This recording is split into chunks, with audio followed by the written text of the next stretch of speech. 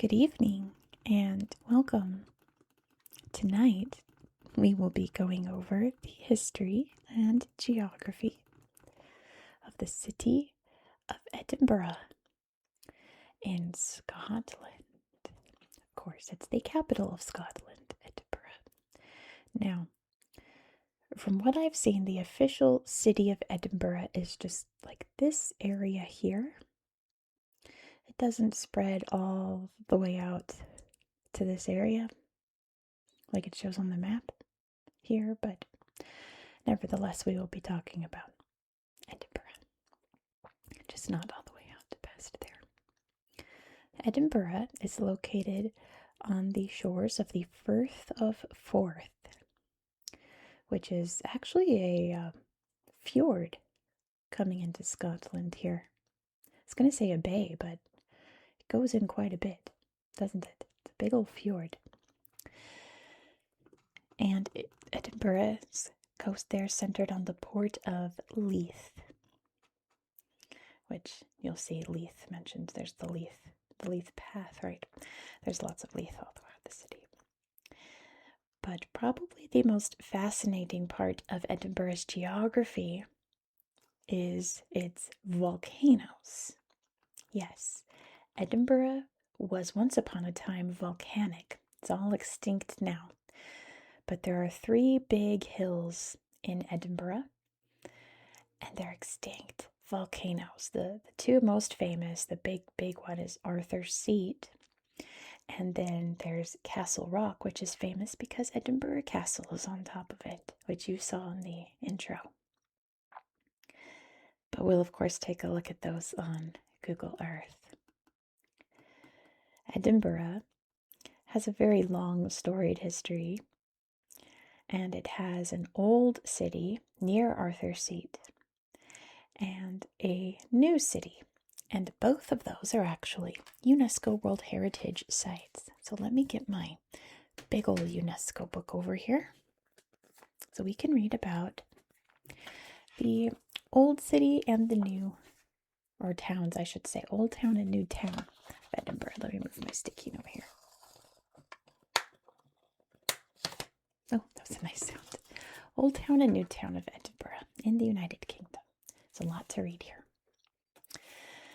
The Scottish capital since 1437, Edinburgh has 2 distinct areas. The Old Town, dominated by the medieval fortress of Edinburgh Castle, and the neoclassical New Town, whose development from the 18th century onwards had a far-reaching influence on European urban planning.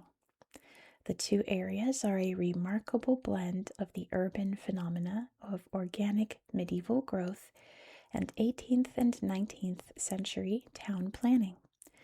The successive planned extensions of the new town and the high quality of the architecture set standards for Scotland and beyond.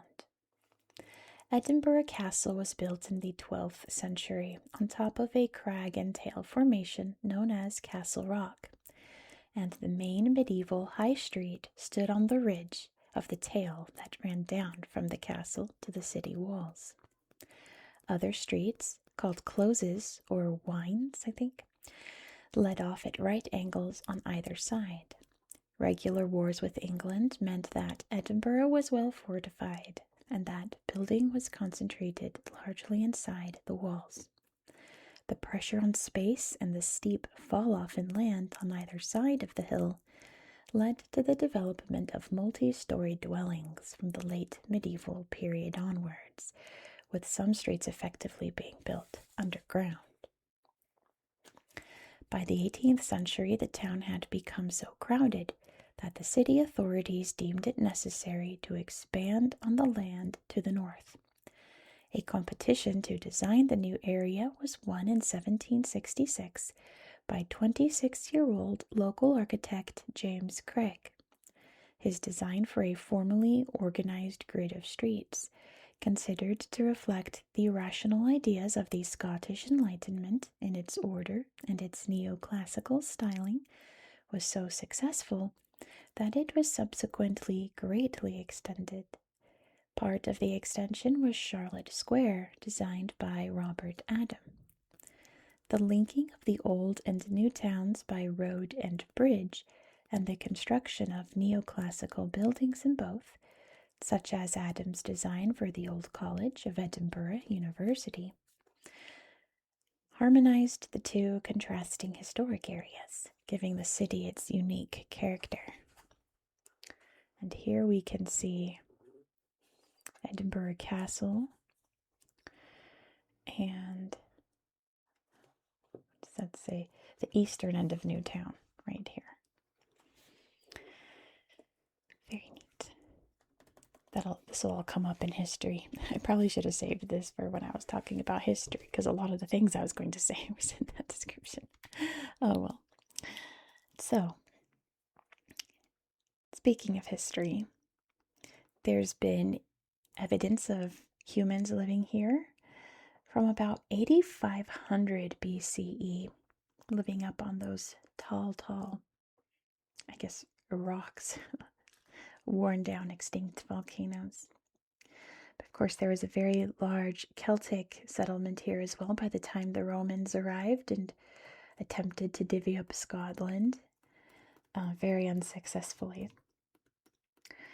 But Edinburgh was within an area historically known as Midlothian. And you can see over here there's West Lothian, there's Mid Lothian, East Lothian, so on and so forth. Was within that area. And after the Roman period in Great Britain, this area was hotly contested and conquered by quite a few people. The Angles came, the Danelaw was present here, various peoples, until the Scots finally took over and have been there ever since. Except for a couple of times where the English occupied. The English occupied Edinburgh for quite a bit during the Scottish Wars of Independence. There's a couple of little bits here and there where the English took over. Well, the English would take over all of Scotland at some point, but that is a story for another day, isn't it? Now, for this next chapter, I've read two very conflicting things. So some of my Scottish viewers, or people who just know, have to tell me which one is correct. Because the King of Scotland granted the royal charter here in Edinburgh, which made it a royal borough, hence the name Edinburgh. But I read one account that said it was King David I, and I read another that said it was Robert the Bruce, who lived not near each other. I mean, I want to say they lived like 100-ish years apart. So, who was it? Who was it? I don't trust any source after I read two very different ones. One of the kings of Scotland made Edinburgh a royal borough, giving it the name Edinburgh, essentially. And like it said in 1437, it became the capital of the Kingdom of Scotland. A couple of little bits in history that didn't come up in the UNESCO book was in 1637, Charles I, like I said, Scotland was taken over by England. Charles I was crowned king, and he decided to implement Anglicanism here in Edinburgh, which was, of course, Catholic prior to this. And the people here did not like that very much, and they rioted, and that was essentially what started the Wars of the Three Kingdoms.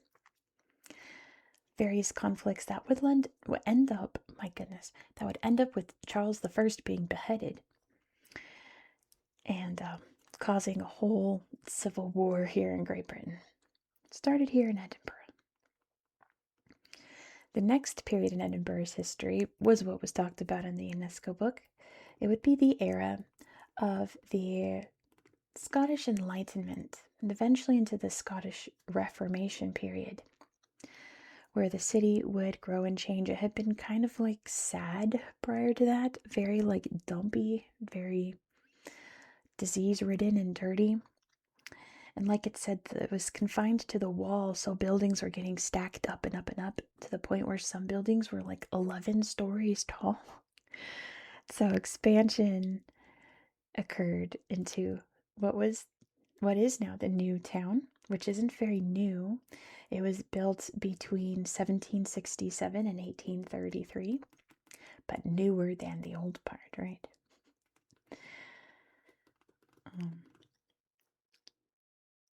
Because of this Enlightenment period and the neoclassical architecture and stuff, and whatnot, Edinburgh retained the nickname the Athens of the North. And once the industrial age began and this area started to get really smoggy, it retained the nickname Old Reeky, which I also saw tying in with the Athens of the North, calling it Old Greeky, which I like that. But yeah, essentially, Edinburgh has been growing and thriving ever since, really gobbling up tiny villages to make it one big city center. There's, of course, Edinburgh University, University of Edinburgh, which is very prominent. Charles Darwin attended there. Dolly the sheep was cloned there. It's a city of books. There's a huge book festival every year. Robert Louis Stevenson and I just blanked on his name. Sherlock Holmes, Arthur Conan Doyle were born here, or lived here at least.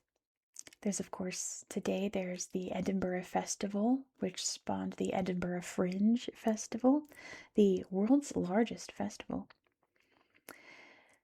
And it is, from what I can tell, a very bustling, beautiful, thriving city, which has lots of its old charm still, a lot of its old traditions as well, but with lots of modernism sprinkled in here and there. I actually had a friend who just moved here, and she loves it. She says she takes her morning jogs by the castle, and she's been there for a couple months now, and she says every time, I can't believe it. It's so beautiful. So yeah, that is beautiful Edinburgh. Now, of course, there's a lot more to see in Google Earth than I can describe. So I think I should hit the lights and grab my tablet, and we can explore the old town and the new town and beyond of Edinburgh. Let's go. Here we are in the city of Edinburgh. And let's start by zooming out so you can see exactly where we are in the world. Here's Scotland in the northern half of the island of Great Britain, which also includes England and Wales. Scotland is within the United Kingdom, which includes those three, and Northern Ireland. And we are, of course, up here in the North Sea, in the west of Europe here. Very easy to find Great Britain and Ireland as well on the globe. Very distinct. And of course, very easy to find Scotland because it's just here to the north. And you can see all of the beautiful highlands up there as well. But we are down here by the Firth of Forth in the capital city. So let's just dive right in.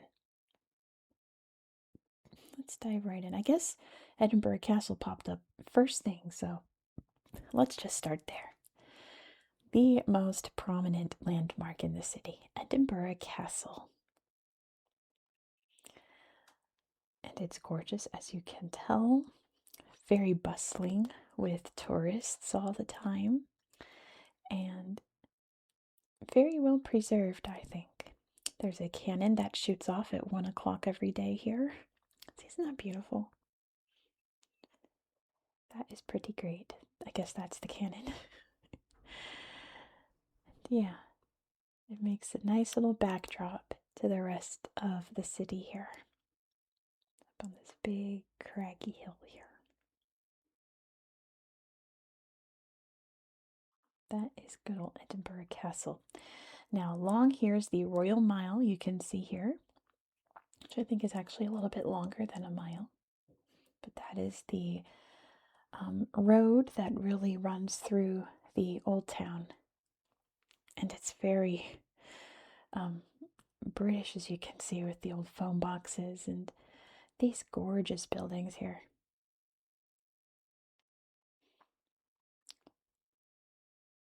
It's like too pretty for words, isn't it? He's got a falcon. That's cool. Old churches. There's one of the closes by the looks of it. There's Deacon Brody. Was executed. Okay. That's a whole other story. The Witcher's shop. There's Jolly's clothes right there. The closes lead to the residential areas here. So, oh boy, they are ready to go. They're ready to go to battle against the English. You can explore the closes, but just know that, like, most of them just lead to private residences. Oh, also, I'll show you hop over to Princess Street real quick. Hold that thought. We're going to stick to the Royal Mile. We go down the Royal Mile, and here's the Museum of Edinburgh. And we can see some trinkets and doodads from the past. Oh, what's the dog's name? Someone will tell me the dog's name. There's a loyal dog that waited, I think by the tomb of their old master. One of those sad dog stories that make me cry. But there's a statue of the little pup. Maybe we'll see it. Yeah, stories like that make me all sad. There's the bakehouse clothes. I love like look how red brick this place is compared to the rest, because it's been a little bit updated. Lots of silver there. Cool old statues as well, all mossy. We head down the Royal Mile and we wind up at Holyrood House. Dum, dum, dum, which is the current royal palace of the UK royal family. This is essentially the Buckingham Palace of Edinburgh. And it's very pretty as well. Lots of history here as well. And in Edinburgh, so there's a unicorn, the national animal of Scotland. Yeah, very fancy inside, of course. That's wild. I don't know what that's supposed to be, but it's neat. Ooh, very fancy dinner being served here, and a big gallery, and a fancy bed here at Holyrood House. There's the Parliament building just across the way. I wonder if it is in 3D. Yes. Very fancy building, isn't it? So this is where Scotland does its thing. Scottish Parliament, in terms of British history, is very old, but very new, because after the Acts of Union, there's only one Parliament down in Westminster in London. So establishing a new Parliament for Scotland and Wales is a big deal. Scotland has its own Prime Minister and such here in Edinburgh. Next to the castle here is Arthur's Seat. Look at that. Let's find the actual, there's the bog. There we go. Arthur's Seat is up here. If it'll load. There we go. Hello, Arthur's Seat. Can climb to the top. It's very pretty. There's a big marker, I guess, pointing to all the different things that are away from this area, I guess. But look at that, that drop there. Isn't it gorgeous?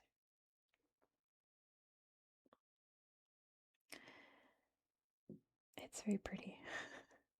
It would be fun to hike up, but I was also reading in my research that it's very crowded with tourists all the time, so it's not like the best, most peaceful hike, but like you gotta do it, right? If you're able to, you just gotta. There's little locks around. There's St. Anthony's Chapel ruins, which are just so pretty. That's a really great photo. Very Scottish looking, isn't it? And the rolling green hills and the ruins. Very Scottish photo right there. Pretty great. All right, let's make our way over to the Newtown. Oh, here's the third hill that I didn't mention. That's Carlton Hill. Let's tap this because there's a lot to see up here. You can see lots of the neoclassic. Oh gosh, Google Earth is crashing. 1 second. Oh my goodness. You know, I just like every time I start a video now, I turn Google Earth off and on so that it won't crash.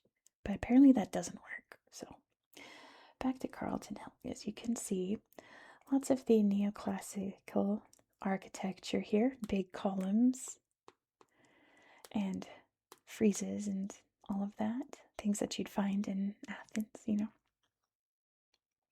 Very much in style in the 1700s. Good views up there as well. Whoa, I didn't mean to zoom out that far. All right. So over here on Princess Street, which is another one of the very main streets, you can see the Primark is there, the Marks and Spencer's there. But we have, wait, where did it go? There we go.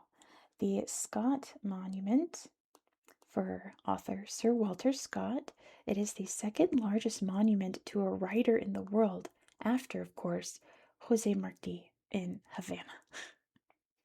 It's weird how Jose Marti keeps popping up on the channel. But look at these old buildings. Look at this monument. Look how gorgeous. Gosh, this city is beautiful. Look, all lit up at night. Beautiful Princess Street. Is there like an ugly place in Edinburgh? I guess there was once upon a time, but like we read and talked about, see, there's Leith Street. It's all cleaned up now. It's all gorgeous now. So once we head, let me try to show you. So Old Town is on this side. Can you see? That's the Old Town. So New Town is all over here. And then spread out a bit to up there. And then the rest is much more modern. And you can see how it's very grid-like here compared to over here where it's all wobbly. And we've got very cool big, I guess, roundabouts. I guess that they look residential with beautiful parks throughout the more modern area. You can tell I have the everything filter on because it's showing us like the Tesco and such. Fireman Museum there. Gosh, what was I going to show you in Newtown? I think it was just Princess Street and such. But yeah, it's very pretty. And I love this park. So yeah, the streets were very purposely named after British things of the time or English things of the time. There's Queen Street, George Street, and Princess Street. I turned on the street view. Oh gosh. Wait, I kind of want to know where we were going. I don't know, but we were going somewhere, weren't we? There's crows outside. Can you hear them? Let's head over to the water, where we can see the main port here, and docked here is the Britannia, which was the personal yacht of 20th century royalty, let's say. It's obviously retired now. It's docked here, but this is where the Mountbatten Windsors would sail about. Once upon a time. Little boat there to jet off in. My tummy's growling. It's time for breakfast. Yeah, very famous. There's the doctor's office. Okay, I suppose that's important to have. Is a child standing in the bell? Lovely cozy fireplace. They got the Land Rover. Queen Elizabeth loved Land Rovers. Do you know that? She was a Land Rover fiend. And then a much fancier car there as well.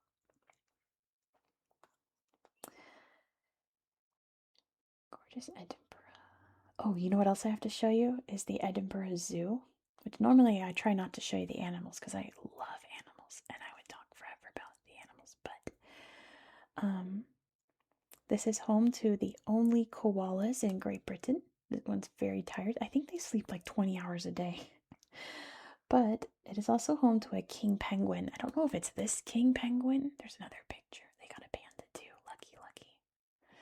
They've got a couple of penguins here at the Edinburgh Zoo, but there's one penguin who has been knighted by the royal family of Norway and is a high rank in the military and lives here at the Edinburgh Zoo. And that's awesome. I love that. That's fantastic. Of course, there's golf everywhere because we're in Scotland. How can there not be? Golf was invented in Scotland, if you didn't know. Golf is everywhere. And there's, of course, so many other things. I found an old castle over here. Look at this. There's so many things to look at. As always, I highly encourage you to explore these areas on your own, especially Edinburgh, because there's like 5 million billion things to see here. There's far too much to show you. Down here's the University of Edinburgh, which was the last thing I wanted to show you. One of the most distinguished universities in the world. And the reason that my friend moved to Edinburgh is this is where she's going for grad school. Isn't that crazy? Anyway, that's so crazy that she got it. But yeah, there's loads of other cathedrals and museums and all kinds of things to see here that I couldn't possibly show them all to you. So I think we'll end here at the Botanic Garden. Always, always, always encourage you to explore these areas in your own time. But thank you so much for watching. If you enjoyed this style of content, please consider subscribing. Tomorrow's video is going to be Google Earth only because we're going to hop over to the Bahamas. Lucky us. But after that, we are going to come back to the UK and check out the City of London. Now, City of London has a really weird history. I'm not talking about London. I'm talking about City of London, which is something else entirely from Greater London. They are not one and the same, but they kind of are. But they're definitely not. But they kind of are. You're going to have to subscribe so you know what I'm talking about. Also, don't forget to hit that thumbs up button to give this video a like and let me know all your thoughts down below. And if you can, please hype this video. I'd appreciate that. Oh, how pretty. Big lights there at the Botanic Garden. Noticed all of the Asian influence too. Very cool. And like Central European influence. They got everything here. It's such a pretty garden. Such a gorgeous city. I'm gonna have to come here someday. It's just all there is to it. There's so much to see. Oh, all the beaches over here. I think this is the cutoff here of City of Edinburgh. So we can look at this beach. Crammond Beach. Well, it's not very exciting, is it? It is a beach in the UK. They are not beach chairs and towels and cabanas and all that. They're very cold and sandy. But yes, thank you for watching. How did I do, Scottish viewers? Was this okay? Was this okay? I hope I did good. I hope that you found this video to be relaxing and educational. That's more of the places we already saw, but isn't it pretty? And I hope that you have a good